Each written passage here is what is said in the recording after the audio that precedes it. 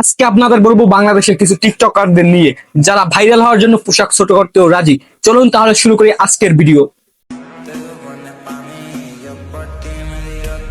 এরা কি আর করবে দেখুন, স্বামী যখন বিদেশে থাকে তাহলে এরা ঘরে বসে আর কি করবে, তাই তো টিকটক ভিডিও বানায়।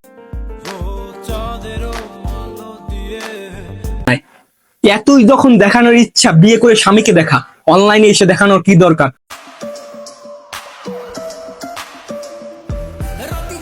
বুঝি না ভাই, গোসল করার ভিডিও কি এখন পাবলিশ করে দেবে? দেখুন ক্যামেরাম্যানের ফোকাস কোন দিকে। একে নিয়ে আর কি বলবো ভাই, এর সম্পর্কে তো আপনারা সবাই জানেন এ কিভাবে ভাইরাল হয়েছে। একে নিয়ে আর কিছু বলতে চাই না।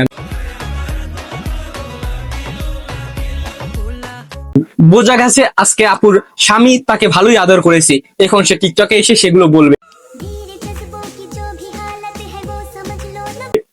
দেখুন আপুর ভিডিওটা দেখে আমি সত্যি অবাক হয়ে গেছি। আপুর গাল দুটো আসলে অনেক বড় বড়। টিকটক করার জন্য আপনার নাভি কি পাবলিকের সামনে আনতেই হবে? দেখুন যা যা টিকটকে ভাইরাল হয়েছে তা সবাই নাভি দেখিয়ে ভাইরাল হয়েছে। দুনিয়ায় কি আর কিছু দেখার বাকি আছে? এখন স্কুল ড্রেস পরেও শুরু করে দিয়েছে।